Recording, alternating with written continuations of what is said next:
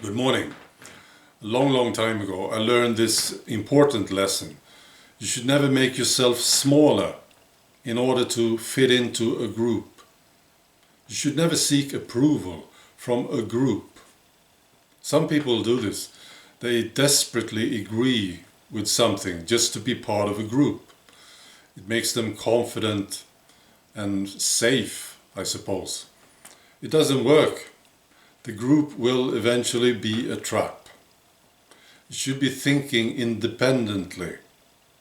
And you should agree, if you agree, of course, with individuals. And you can join them or talk to them and be friends with them, of course. But just stay away from this group think. The lefties, they do this all the time, don't they? They form these very tight groups. And they feel safe and they attack their opponents as a group. Yeah? And it makes them very boring as individuals because they don't think independently. Very boring people and silly. I have an example of this. This is the European Parliament. The EPP is the biggest party in the European Parliament. And they have a problem with Viktor Orban. They do. So this is a statement from the EPP.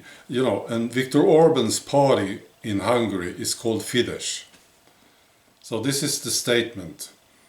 The absence of European symbols on official buildings in Hungary and those of the party is striking.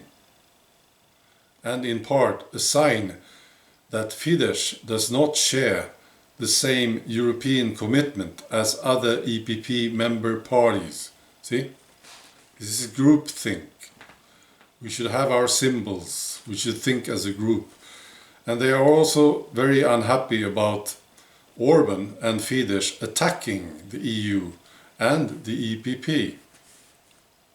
So they asked if Orban's party is prepared to cease campaigning against European institutions, as has happened in the past, and refrain from putting the EPP in a negative light and from personally attacking the EPP's leadership in speech and articles.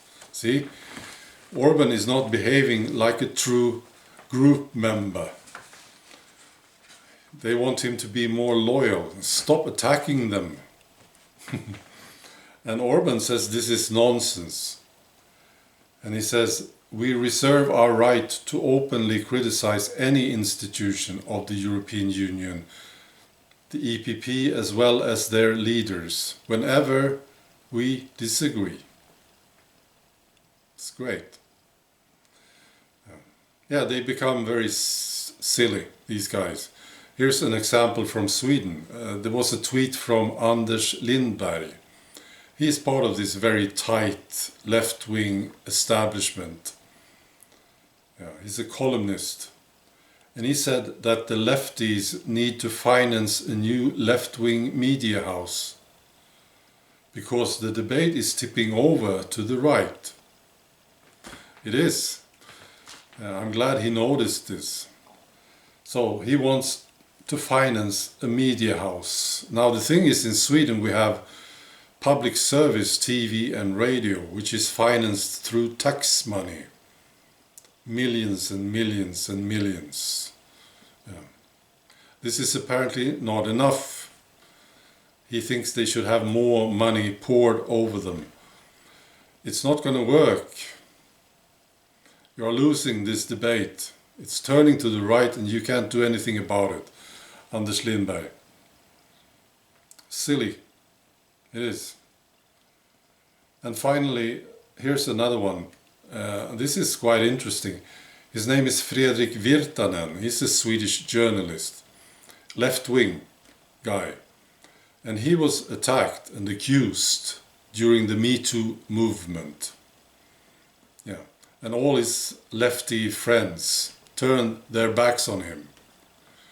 And now he switched sides. And this is what he said. The moralist left I belong to is an unpleasant establishment. that does not care about the truth. Yeah.